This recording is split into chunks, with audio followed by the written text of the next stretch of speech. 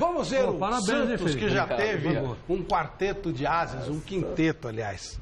Vamos lá? O cenário para 2015 não era dos mais animadores. Uma debandada de jogadores, salários atrasados, aposta em atletas veteranos. Mas, aos poucos...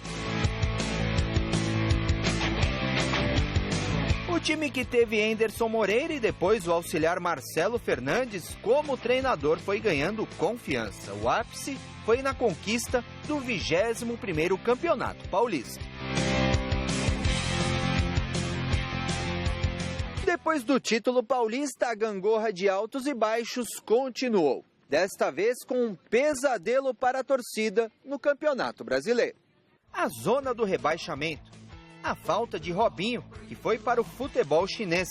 Sinais que o resto do ano seria bem difícil. Foi aí que veio Dorival Júnior. 15 vitórias seguidas na Vila Belmiro. Na Copa do Brasil, o Peixe eliminou o Sport, o todo-poderoso Corinthians e ainda o São Paulo com 2 goleadas. E a vaga na final da competição. No Brasileirão, o time chegou ao G4, depois de 4 anos. Com a confiança em alta, veio a parada para a disputa das eliminatórias em novembro. E aí, a gangorra puxou de novo o Santos para baixo. O time reserva empurrou o alvinegro para a 7ª posição no Brasileiro. E restou apenas um caminho para a vaga na Libertadores, o título da Copa do Brasil.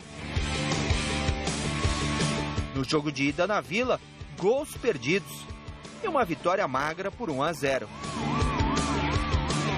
Na final, o Palmeiras chegou a fazer 2-0.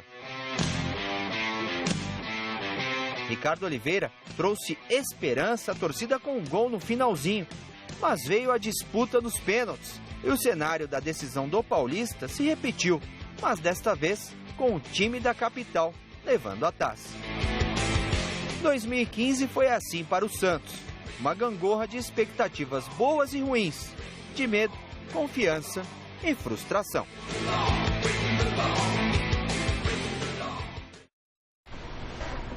E aí, Vanderlei, Santos? Bom, o Santos tem que resolver o seu problema de caixa primeiro, né?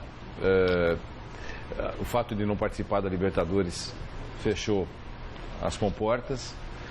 Vai tentar segurar alguns jogadores, tem dificuldade para negociar, tem interesse de continuar com o Marquinhos Gabriel, mas estava tentando fazer uma proposta para os árabes para pagar em suaves prestações, então deixar a coisa por mais um empréstimo. Dificilmente os árabes vão concordar.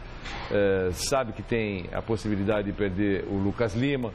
Enfim, vai tentar se ajeitar. O Dorival Júnior falou conosco há 2, 3 dias, disse que a única coisa que ele pediu para o presidente, olha, não precisa contratar ninguém, só dar uma segurada no que nós temos. Segurando que tem, já tá bom. Não precisa contratar ninguém, que eu vou usar o pessoal da base, aquele negócio todo.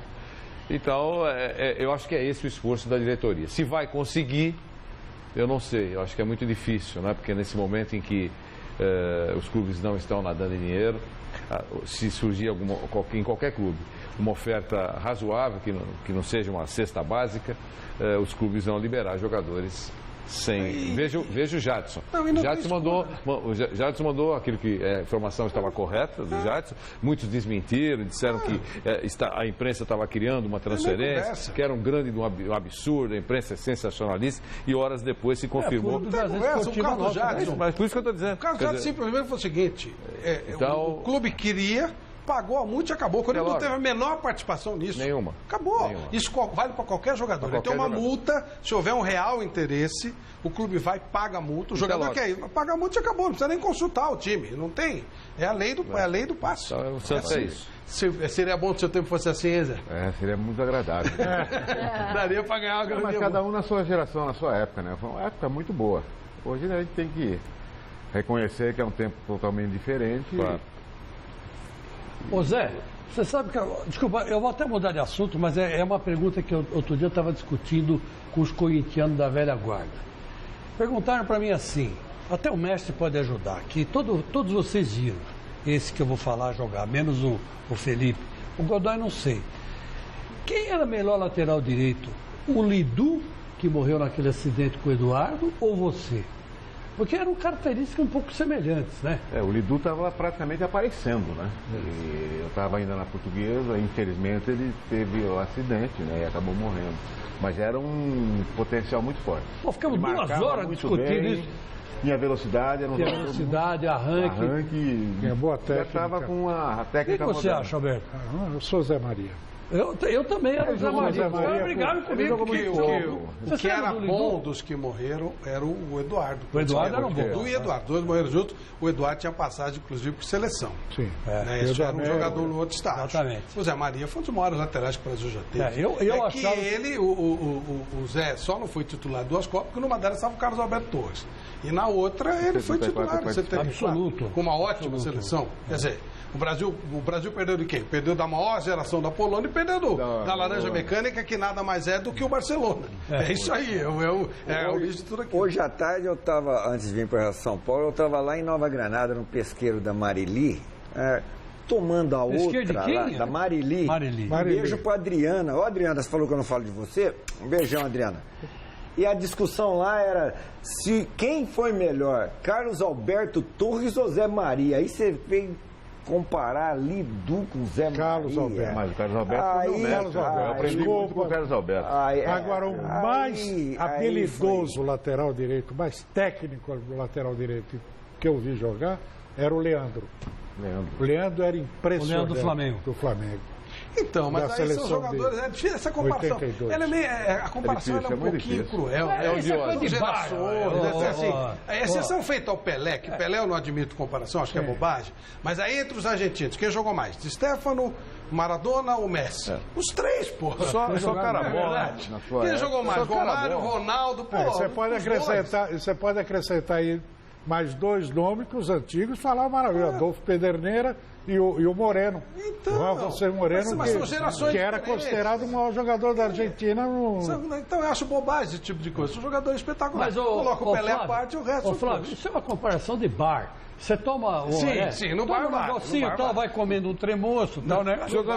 Jogando conversa fora. Quem foi maior? O Lidu ou o Zé Maria? Eu falei, o que, meu filho? Mas que discussão é essa? Como é que jogava o Lidu? O Lidu jogava assim, o Zé Maria jogava assim, eu sou o Zé Maria. O Zé Maria até pela história dele, ele chegou mais longe. Agora você está lembrando de 74, estava contando para o Zé Maria, está assistindo o jogo Brasil-Holanda, sentado bem perto assim do patamar ali do... Você estava em Dortmund. Estava em Dortmund. Eu, o Vital Batalha e o meu querido... Deu um branco agora. Mas um outro jornalista muito famoso, muito querido. E, de repente, o Brasil, o Holanda estava atacando, né, para a esquerda, o Brasil se defendia aqui à direita. Veio uma bola para o Rezenbrink, o ponto esquerda, que era uma espécie de um canhoteiro, né? Muito rápido. Aí o Zé veio com aquele dele. O Rezenbrink tem um toque, o Zé passou direto, bateu na placa, assim, de frente pra gente. Olha, foi de assustar a cara do Zé, viu? Eu quase corri. Uma geração espetacular. E tem essa história, essa autossuficiência de tem que ganhar.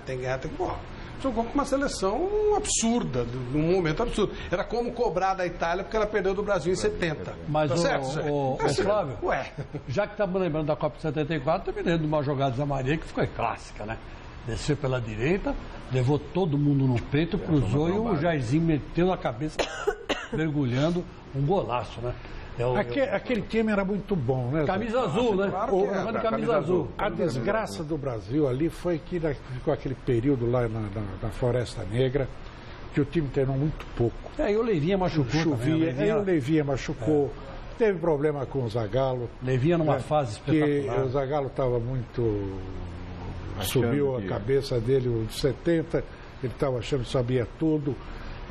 Ademir da Guia, ele não punha no time nem a pau. Mas era uma bela seleção, hein? Não, os jogadores... que essa de hoje. Os jogadores eram ótimos. Concorda, Vanderlei? Não há dúvida. É que era uma seleção, a seleção da Alemanha que ganhou era uma seleção extraordinária. A seleção da Polônia era extraordinária, a seleção da Holanda histórica. O Brasil ficou em quarto, gente. No jogo contra a Polônia, O Ademir, gol do Lato, 1-0. O Ademir começou jogando. Aí já era terceiro lugar. O primeiro tempo, o Ademir da Guia engoliu o meio de campo deles, que era formado por Deiná, que era aquele grande jogador, extraordinário, um dos melhores da Copa. Só deu o Ademir da Guia, ele botou aquele estilo dele, aquele jeitão dele. Maestro, né? É. Pô, chegou no intervalo, o Zagallo vira para ele e diz assim, tá cansado? Um pouco, então sai.